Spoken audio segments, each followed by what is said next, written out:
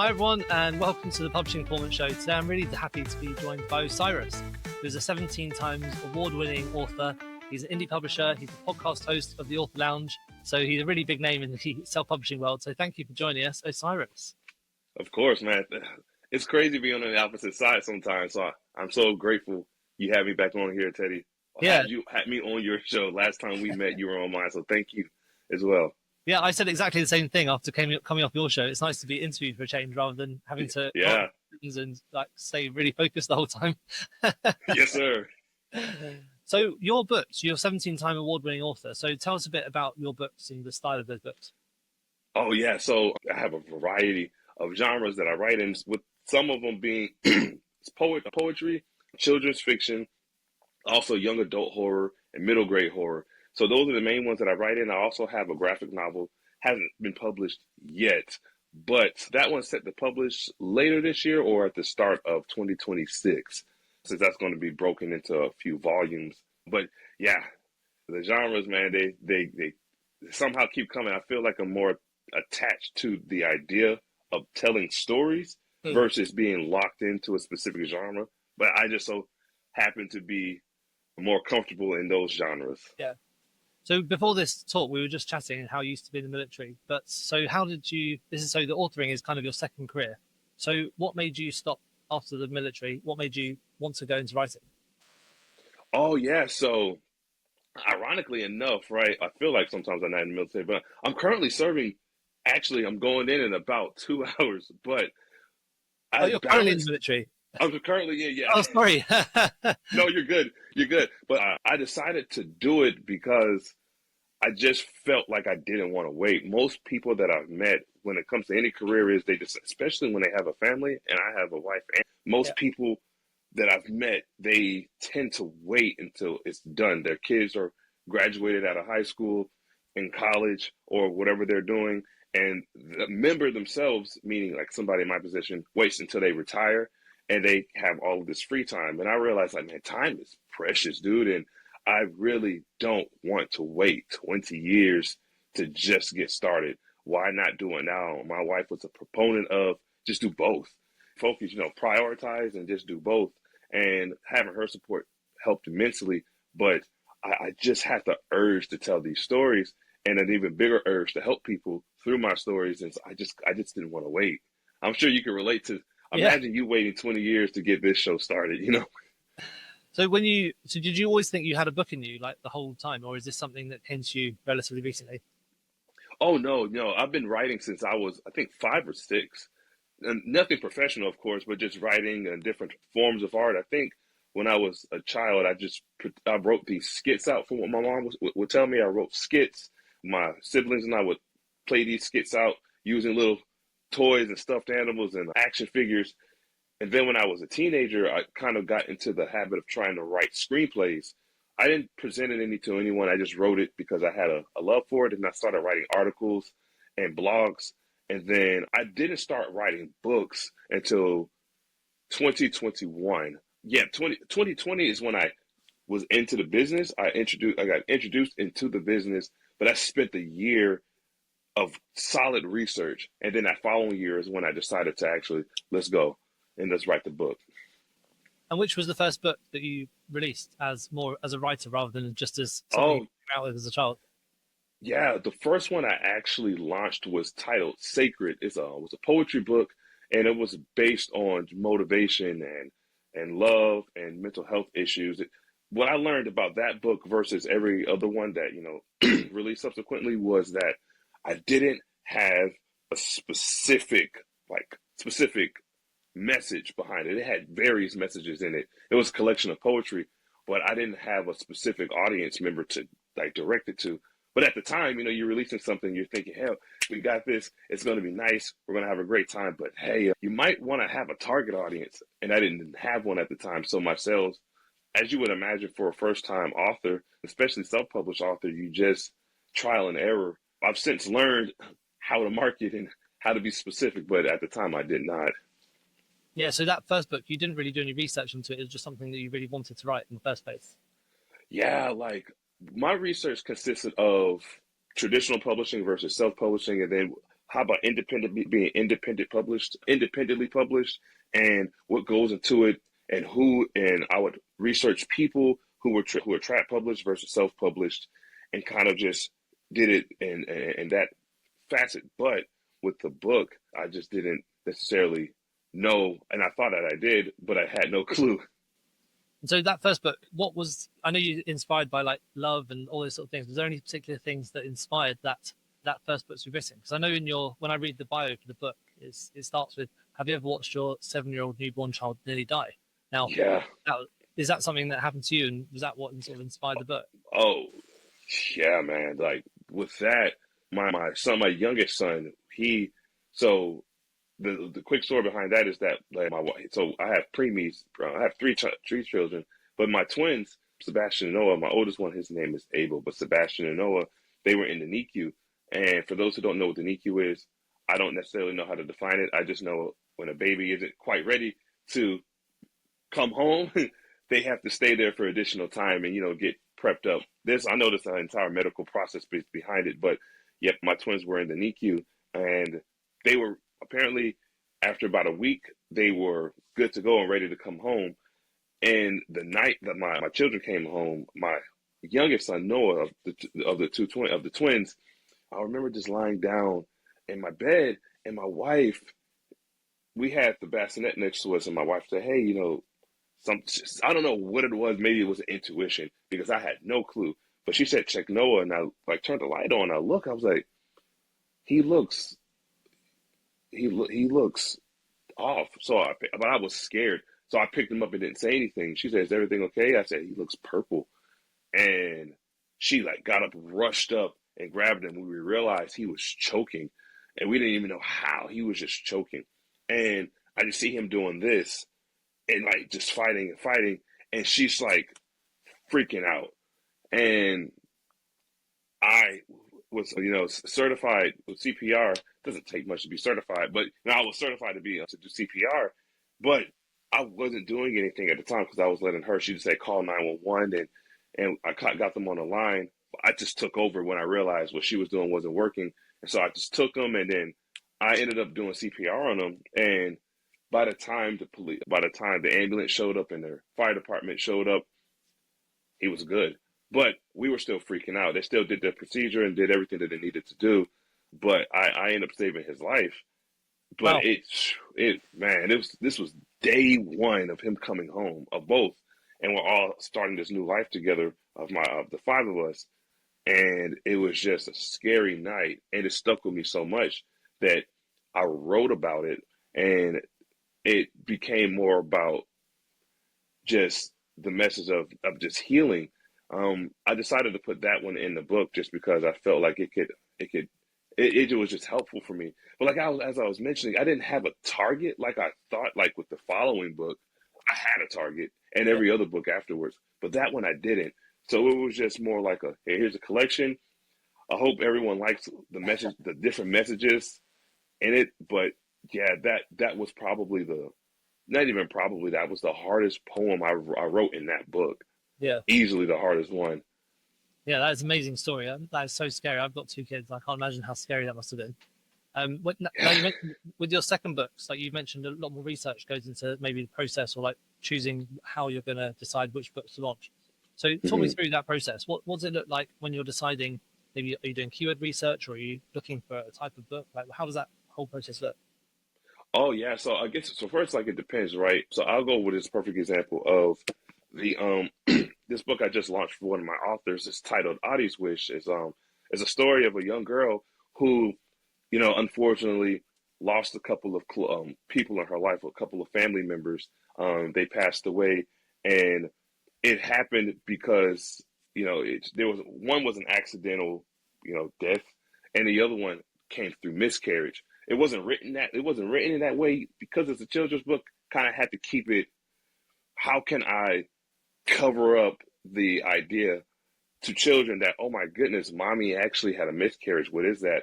Versus, okay, let's research what are some terminologies that's used that doesn't actually say that she actually had a miscarriage. And the same with the grandfather, how he passed away. He fell, But in the book, it was written as he was terribly sick.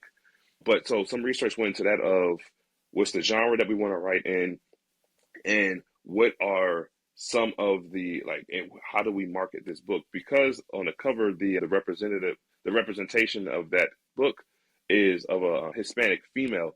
It becomes more of, okay, how do we actually like market this book? What research needs to go into it to where we know which areas are going to be more effective, and how are we going to even do it with keywords, and to differentiate it. And then one of those was English as a second language, because in the book she's bilingual, and English was literally her second language.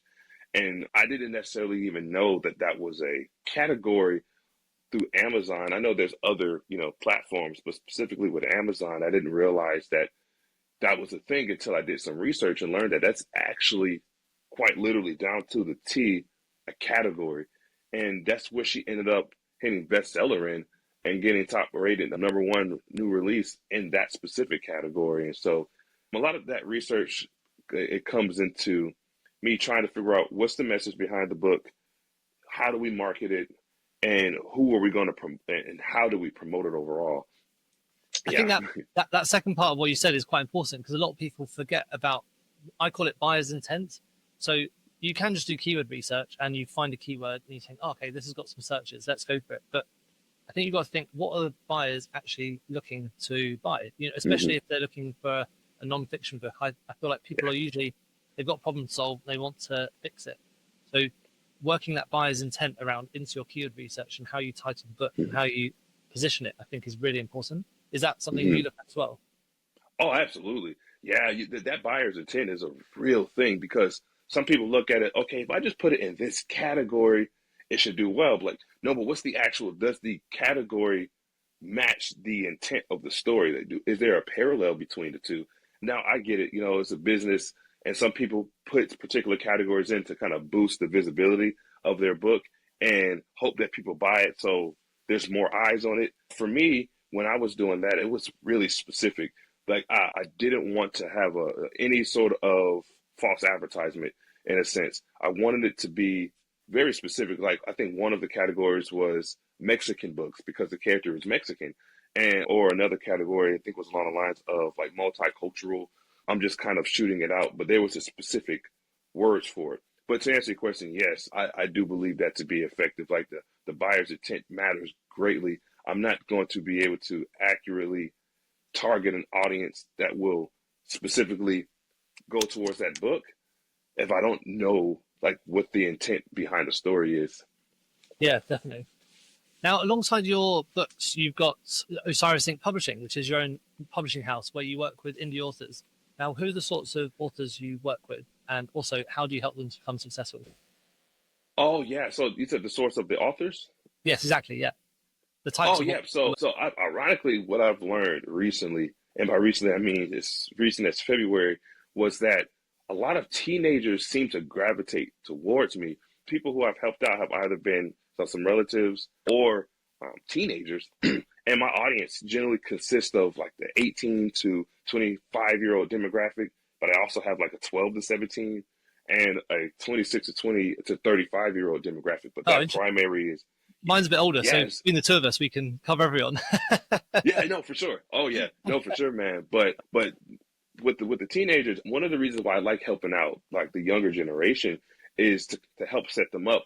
Most people don't realize that, hey, going into to publishing is a business move as well, especially if you're doing it on your own.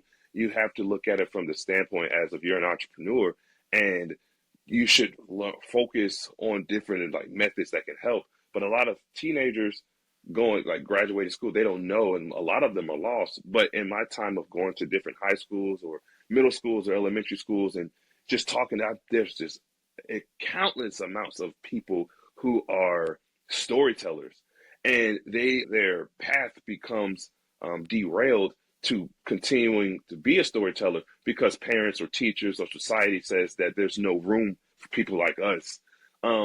Meaning people that are creative or people in this space, there's no room for it. You need to go to school and be a doctor. You need to be a judge. You need to be somebody in law enforcement or go and join the military. go get an office job, go to school, get a degree, and apply that, and that's it. And just like my wife was saying, you could do both. But I was really keyed in on wanting to help out teenagers because when I was a teenager myself, I didn't know exactly what it would be like getting out of school. I knew I wanted to be in the entertainment business. I wanted to be an actor and be go to Hollywood and make movies. But I knew I was attached to creative work. And for my teenagers that I have on board, I want to catch them before before life does and snatches their souls out of their body and says, you know what, that creative side, there's no room for it. AI is going to take over anyway, so why do you matter? And my logic is that's true with AI, but that's always been a thing. You know, like people who are mathematicians don't allow a calculator to prohibit them to be a mathematician. So the same can be said for people who are writers that don't allow these AI programs to steal your joy. And so that's what I help out with my teenagers. And that's pretty much like my dreams come true, you know, like making your dreams come true, never giving up on yourself and to celebrate life is are some things that I live off on. And that's what I encourage for my younger authors and readers as well. Yeah, amazing. And for young adults and teenagers who are listening to this and they think, okay, I want to be a writer. I feel quite creative. I've got a lot to say. How do you suggest they start? Because there's a lot of different ways to approach. We've already covered a couple of ways of approaching writing, Yeah. like doing a keyword research first or just writing whatever you want. And I think they're two different methods. But if you're speaking to young people and you say, okay, they want to get into writing, how would you get them to start? What advice would you give them? Ooh, yeah, that's it's such a great question, and it could go so many different ways. I think the best way is to one know what you want to talk about. Like some people say, I want to write this story, I want to write this story, and they have all of these ideas, and their creativity is just not stopping. But I really think what I would tell them is, what's your message, right? Like know what you want to talk about.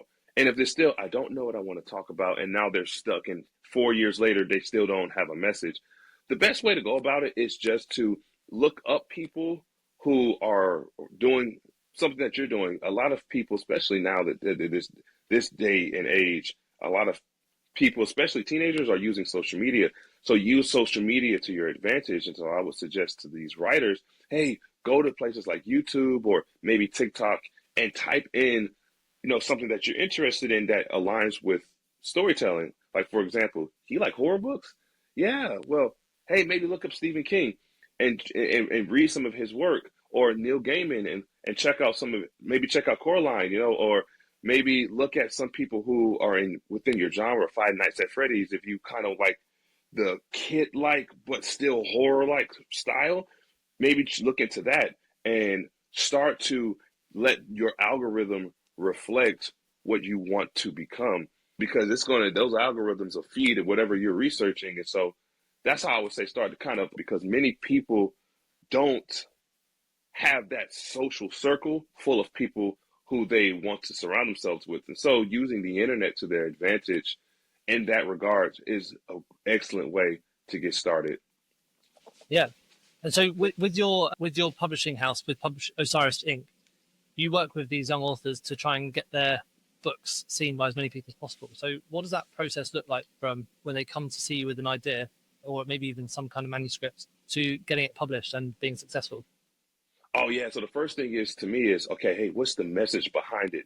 Because I've had people approach me saying, hey, this is my book. And I also need to be realistic in the notion that, am I going to actually have the time allotted to read their manuscript, depending on what it is?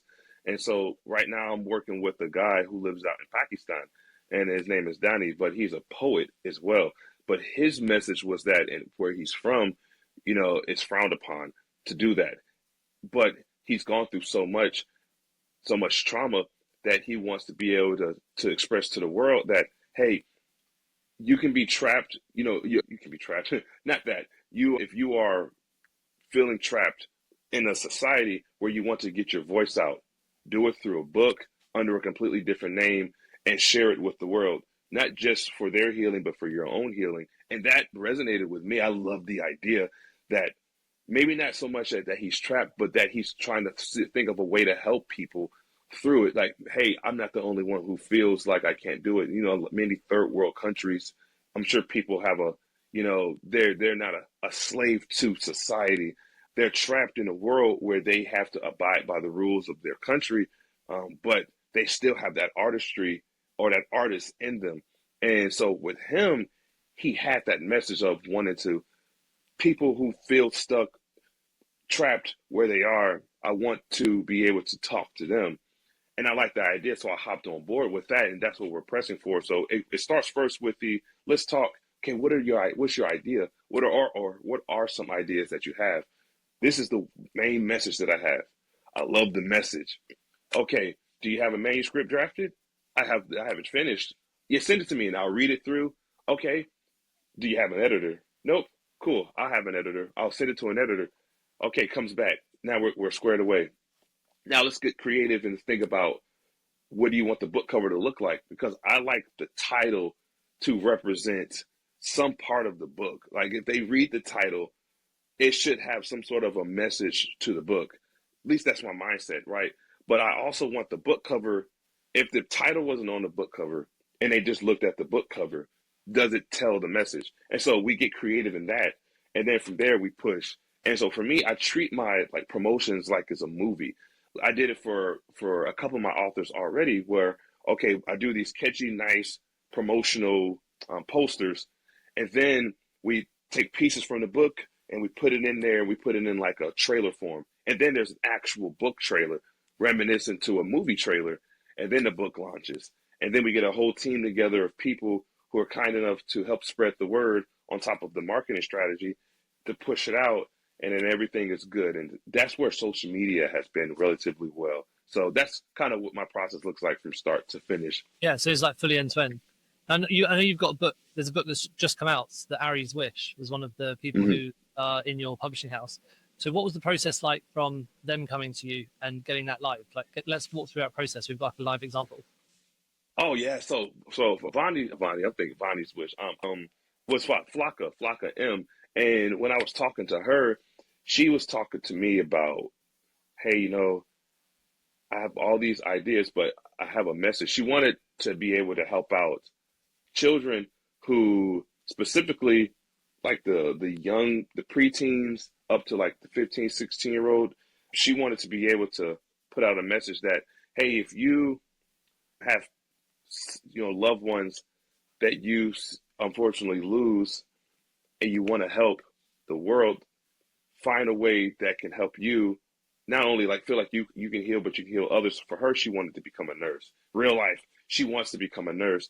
In the book, she made that message be reflected of that because she wanted to become a nurse because she lost some relatives, right? In the story, kind of similar. Some of it is, you know, some of it is fiction for sure, but she ultimately wanted that. And so for the Audience Wish, she came to me with the idea of, hey, this is kind of what I'm going through, but I want to be able to help out children and young teenagers. Okay, so the message behind that is just this very simple sentence of I don't want people to feel what I felt. So she feels like being a nurse is going to help people not feel that way. So when she came to me, we did that, we talked, and then I said, okay, write me something then. So she wrote the story, and then we went the same process, went through, got the editor, and then we got the illustrators. For the difference is with hers, with children's books versus a poetry book, depending on the direction, is going to really determine how the book is going to be created. So for the children's book, of course, there's illustrations involved, and what do we want the illustrations to look like? And is that an accurate representation of what you want the story to look like? It's hard for people who are not a woman to draw features of a woman with like intricate parts. It's not hard for artists. Like if they are skilled, they can draw a woman, right? But if they say, for example, you write a like a romance novel and you write a scene for a woman who's going through like, you know, these intimate scenes, I believe that a woman who is a writer and skilled versus a man that is equally as skilled as a writer will not be able to write the feelings and the intimate, you know, responses that a woman goes through in a way that a woman can write it, because a woman knows what women go through, specifically the types that men can't necessarily research, that women can write it in those scenes. But a man trying to write those same scenes probably could do it really well. But I don't think from a genuine, authentic standpoint that as a man we can truly understand what women experience without being women themselves. And so that's what I'm saying. So like for Adi's Wish, we were looking at, okay, who can accurately like represent the story as an illustrator. The illustrator also was pregnant at the time as well. And so she understood the connection of how exactly to draw. Like if I were to lose somebody, I'm pregnant and I'm going to have a miscarriage, how would I feel? And it just translates so well in a genuine manner. Of I didn't go and research, okay, who's a pregnant illustrator? She just happened to be a pregnant illustrator. But it's to that point, finding somebody who can accurately represent it. So I know that's a bit of a long-winded answer, but I just kind of wanted to give you that process. Yeah. Being a pregnant illustrator, that's quite a niche, isn't it? You have to stay pregnant for your entire career in order to keep it going. Yeah, no, for sure. Now, for the sort of people that you're looking to represent as at Osiris Inc., the sort of books you're looking for, who's your ideal like writer? Like, what would be an ideal book that would come to you? That one, I think to me, it just becomes more about the message. I know that, like for example, fantasy. I don't have anybody who does fantasy with me. I also know that I don't read fantasy, but I'm not against the idea of if a fantasy author came to me. So I'm just looking for people who have a message, a direct message that can target an audience that can be helpful to them and society. People who have great imaginations, they tell all these wonderful and lovely stories, and it's good. It can be like a stress reliever, or you just take them out of your world. But like, what does the story represent? If it's a hero that wants to, save the world, like, but why? Like, why do they want to save the world? What exactly is it about them that wants to save the world? I get behind messages, and depending on the genre, that's kind of still to be determined. But as of right now, it seems that the genres that have fallen into my lap happen to be poetry and children's books, which is not a coincidence because I write children and poetry books as well. But again, I'm not. I know that like my truth, I wouldn't get behind erotica because that's just not like an accurate representation of me. If you want to write 50 Shades of Grey, the remix times two, do your thing. I wouldn't necessarily be able to promote it because my audience doesn't consist of people who match that. So I look for people, one, who have a specific message but doesn't lay true to me. I'm not somebody who I'm not even being like African American. I'm not somebody who's like pro black. I'm somebody who's equal opportunity, even though those opportunities aren't necessarily equal. It's a matter of make your own opportunity, create your own opportunity. I don't care what you look like. I don't care what your ethnicity is or what your background, your cultural background are. I care, but I don't mean I don't care for it as a, hey, we're each other. You're black, I'm black. Let's help each other out. Like, no, it's not about that. It's about what's your message and how can we reach a certain demographic of people. The race thing, no, I grew up around diversity. Being a military child, my family, we moved around a lot. And so I was exposed at a young age to different races, to cultures, from Hispanics to Caucasian, to people from Australia and the UK, people who are Asian, the different forms of Asian and African American. And so I was brought around that. So my truth is already by default culturally based, not locked into one type of race. And so I just look for the message. And if that message I feel I connect with and I can get it going, let's do it. Yeah, definitely. Now, one of the other things in your books, like you personally, and also in some of the books you represent, you've won lots of awards, and people have won awards. Tell me about some of those awards. Like, how did you apply for them? What effects has it had on like your overall publishing career? Like, because awards are quite new to me, apart from some of the big ones. So, like, tell me a bit about that. Oh yeah, no, that's a wonderful question too because awards help immensely, but it depends on the type of an award as well. Like, can you submit for a particular book competition that necessarily doesn't have any weight behind it? Not to knock any of these competitions because everyone has to get their start somewhere. but certainly certain awards have more weight than the others. But for me, I ended up just, I think it was Dale at the time, Dale Roberts on his channel. He was doing like with Book Award Pro, and I researched Book Award Pro to kind of see what goes into it because you can type in on Google, do a quick Google search, and put in book award submissions, and it gives you just a variety of places to submit to, or people, or websites to go through. And I didn't know what was true and what wasn't, especially at the time. Even with research and all these reviews, you don't know how genuine it is, and so it can be a cash grab. And these submissions cost money. So Dale's video had Book Award Pro CEO on it, Hannah, and she just seemed trustworthy just in her approach. And Dale doesn't deal with people who pretend, at least not up front. Maybe he doesn't know if they are like that, but I would imagine that none of the people that he's dealt with, none of them are like that. And so I looked into her website, I checked it out, and I went the free route. I'm like, let me just test the free route and do the research based off of what they send me. And that's what happened. And I submitted to the Outstanding Creators and won some awards there. And their awards actually opened up doors for other ones. And then someone saw my book, Sacred, with the award seal on it on Amazon, and they happen to represent a different book awards program. And that book award, I can't recall it from the top of my head, but I think it was Book Excellence or something like that. And Kobe Bryant had actually won one of their awards. And Kobe Bryant was actually, he was my all-time favorite athlete, even up to his unfortunate passing, was a guy who I always admired. And so I said, he won this award too? Okay, cool. So I became a believer, and they reached out to me, and they said, we loved your book, blah, blah, blah, blah, blah.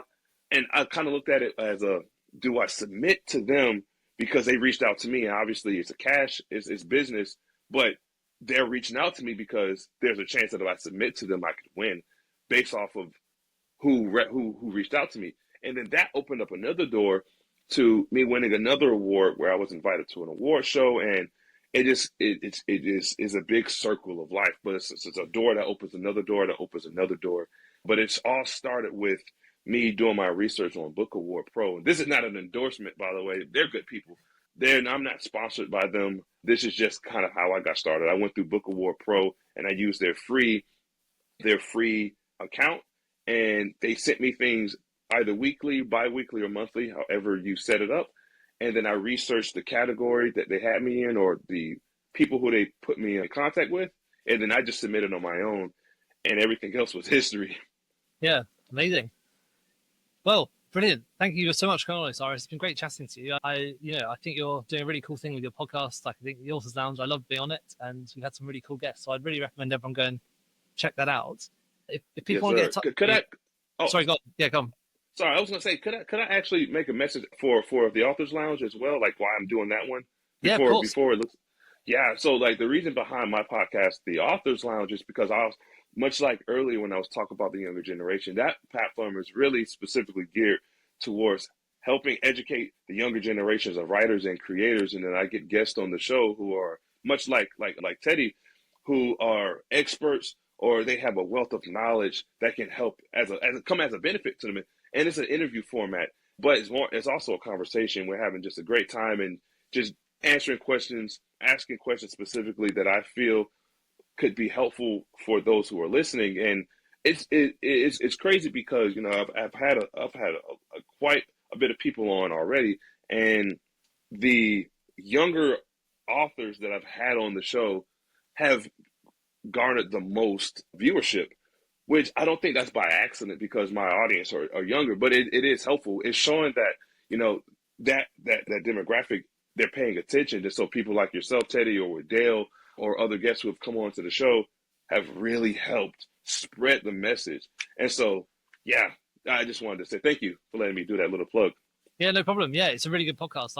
I love being on. So I'd really recommend everyone checking it out. If people want to find the Authors Lounge and also like get in touch with you, what's the best place to do that? Yeah, they can either go through my website, which this might be a little lengthy, but it's OcyrusInkPublishing.com, and OcyrusInkPublishing.com. OSIRISHING. OSIRISInkpublishing.com. Or you can just type in Osiris in Google, like O apostrophe CYA, O apostrophe CYRUS in a quick Google search, and just put, I don't know, author or the author's lounge. And I should pop up, hopefully, question mark, fingers crossed. Hopefully, I think I made it, you know. But no, honestly, on my website, there's an email. If you subscribe to it, no price tag. There's a pop-up. You just put your email there, and then I can reach out to you. Or you can just contact me through social media. Osiris Inc. Publishing for Instagram, or Osiris Inc. Publishing for LinkedIn. And I'm also on X at O_CYRUS_ Osiris. And on YouTube, just put in Osiris author, and then I should pop up.